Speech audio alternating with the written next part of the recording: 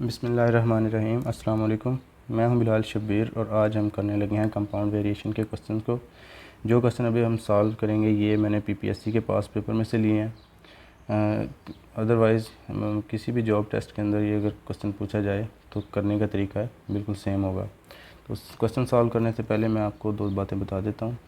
वो ये है कि अगर क्वेश्चन के अंदर वर्क और टाइम की बात आती है तो वो दोनों एक दूसरे के डायरेक्टली प्रोपोर्शनल होते हैं। ज़्यादा वर्क होगा तो हमें ज़्यादा टाइम चाहिए होगा, कम वर्क होगा तो हमें कम टाइम चाहिए होगा, इसलिए ये दोनों एक दूसरे के डायरेक्टली प्रोपोर्शनल होते हैं। सेम अगर हम बात करें वर्कर और टाइम की, अगर वर्कर्स हों और टाइम हो तो ये एक दूसरे के इन्वर्सली प्रोपोर्शनल होते हैं, क्योंकि अगर ज़्यादा वर्कर होंगे तो हमें काम थोड़े वक्त में मुकम्मल हो जाएगा हमारा काम, और अगर कम वर्कर होंगे तो टाइम ज़्यादा लगेगा। यानी एक चीज़ कम होती है दूसरी बढ़ रही होती है, तो ये एक दूसरे के इन्वर्सली प्रोपोर्शनल होते हैं। तो अभी हम क्वेश्चन करते हैं। पहला क्वेश्चन है हमारा, कहता है in a dairy farm 40 cows eat 40 bags of husk in 40 days. In how many days one cow will eat one bag of husk.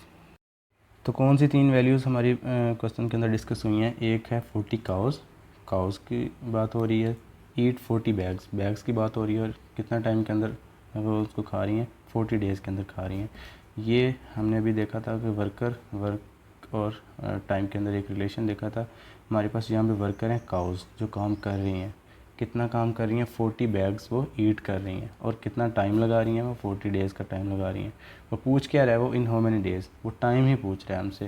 अगर एक काऊ और एक बैग हमारे पास हस्क का हो तो हमने सॉल्व करने के लिए क्या करना है, जो वैल्यू हमारे पास वो कहेगा कि मालूम करो, उसको हमने मोस्ट लेफ़्ट साइड पे लिखना है। हमें डेज़ का वो पूछ रहा है तो हम डेज़ को लिखेंगे मोस्ट लेफ़्ट साइड पे। उसके बाद बाकी वैल्यूज़ को आप जैसे मर्ज़ी लिख सकते हैं, काउज़, और बाद में हम लिख लेते हैं बैग्स के बारे में।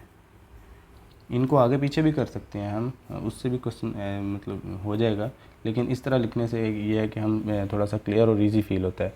अब डेज़ की बात कर रहे हैं तो 40 डेज़, और कितनी काउज़ थी 40 डेज़ के लिए? 40 काउज़ थी और बैग्स भी 40 थे।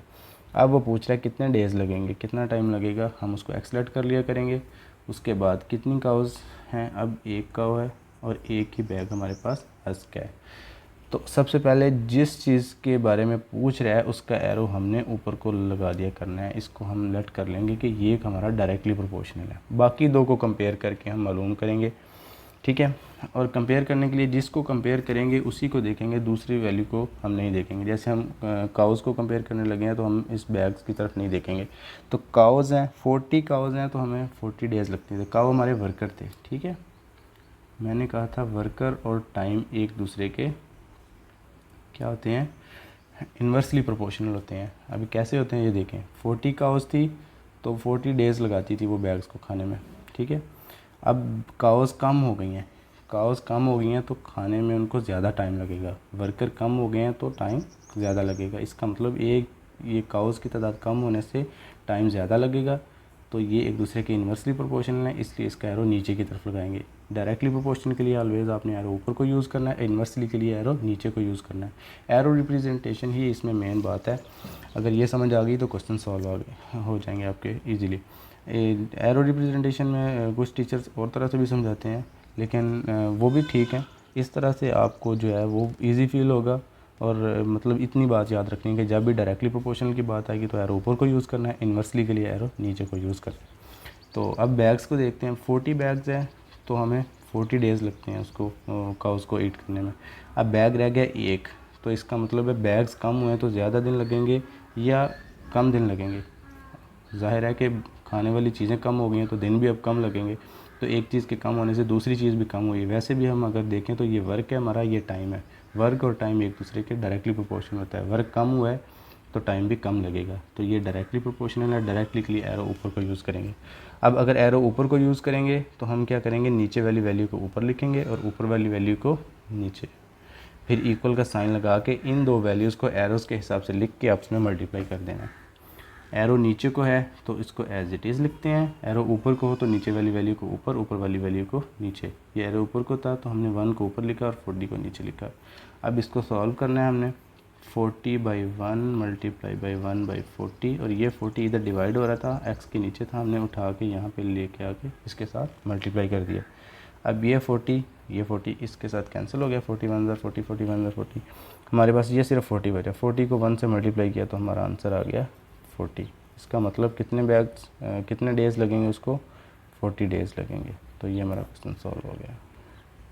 नेक्स्ट जो हमारा क्वेश्चन है ये बहुत ज़्यादा इंपॉर्टेंट है, ये कई दफ़ा रिपीट हुआ है। इसमें कहता है if 10 cats catch 10 rats in 10 seconds, how many cats are required to catch 100 rats in 100 seconds. हमारे पास 10 कैट्स हैं, वो कैच पकड़ती हैं वो 10 रैट्स को इन 10 सेकेंड्स। काम करने वाले हमारे पास यहाँ पे कैट्स हैं, बिल्लियाँ काम कर रही हैं। क्या काम कर रही हैं वो, कितना काम कर रही हैं, 10 रैट्स को पकड़ रही हैं। ये हमारा वर्क है और टाइम कितना है, 10 सेकेंड्स का है। अब पूछ रहा है कि कैट्स कितनी चाहिए हमें 100 रैट्स को पकड़ने के लिए इतने टाइम के अंदर। देखिए मैंने कहा था कि जिस चीज़ को फाइंड करना है वो आपने मोस्ट लेफ़्ट साइड पे लिख लेनी है। हमने किसको फाइंड करना है, कैट्स, वर्कर्स को फाइंड करना है जो काम कर रही हैं बिल्लियाँ, तो हमने इसको मोस्ट लेफ़्ट साइड पे लिख देना है। बाकी वैल्यूज़ आप एज इट इज़ जैसे आपका दिल करे लिख लेना। रैट्स है तो इसको रैट्स को लिख लेते हैं, कितने रैट्स पकड़ती हैं, और एंड पे हमारे टाइम दिया उसने, वो टाइम सेकंड्स के अंदर है तो हम एस लिख देते हैं यहाँ पे। देखिए 10 कैट्स थी तो वो 10 रैट्स को पकड़ती थी 10 सेकंड्स के अंदर। अब वो पूछ रहा है कि कितनी कैट्स चाहिए हमें, हम उसको एक्स सेलेक्ट कर लेते हैं, और रैट्स कितनी अब हमारे पास 100 हैं, और कितने सेकंड है, टाइम हमारे पास है 100 सेकंड्स का। मैंने कहा था जिस चीज़ को फाइंड करना है उसका एरो आपने ऑलवेज़ ऊपर को लगा देना है। ये हम इसको डायरेक्टली प्रोपोर्शनल एज्यूम कर लेते हैं। बाकी दो को हम कंपेयर करते हैं इस वैल्यू के साथ। तो 10 रैट्स थे तो हमारे पास 10 कैट्स की जो थी वो वैल्यू थी। अब रैट्स की तादाद ज़्यादा हो गई है तो हमें बिल्लियों की तादाद भी बढ़ानी पड़ेगी। ज़्यादा मतलब ये वर्क है हमारा, वर्क ज़्यादा होगा तो ऑब्वियसली हमें वर्कर्स की तादाद भी ज़्यादा चाहिए होगी।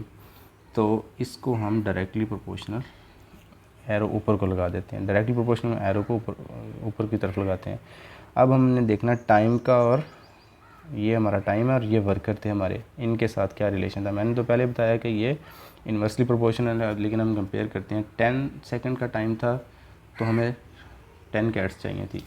अच्छा एक और बात आपने याद रखनी है, जब जिस दो को कंपेयर करना है आपने उनको देखना है। बाकी जो वैल्यूज़ हैं जिनको हम नहीं देख रहे उनको आपने देखना ही नहीं है। जो कंपेयर कर रहे हैं सिर्फ इनको आपने देखना है। इस वैल्यू को अभी हमने निगलेक्ट कर देना है, इसको देखना ही नहीं है। 10 सेकंड के अंदर हम 10 कैट्स को इस्तेमाल करते थे।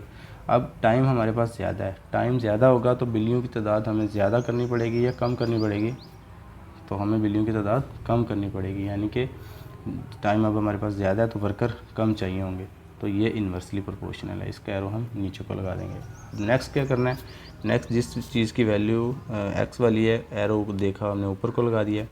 हमने एरो ऊपर को है तो हमने क्या करना है, एक्स ऊपर लिखना है और 10 नीचे लिखना है, और इक्वल का साइन लगा के इन दो वैल्यूज़ को एरोज़ के हिसाब से लिख देना है। एरो ऊपर को है तो हम नीचे वाली वैल्यू ऊपर और ऊपर वाली वैल्यू नीचे लिखेंगे, इसको मल्टीप्लाई कर देंगे। एरो ऊपर से नीचे को हो तो मैंने बताया था एज इट इज़ लिख देना, इन वैल्यूज़ को कुछ चेंजिंग नहीं करनी।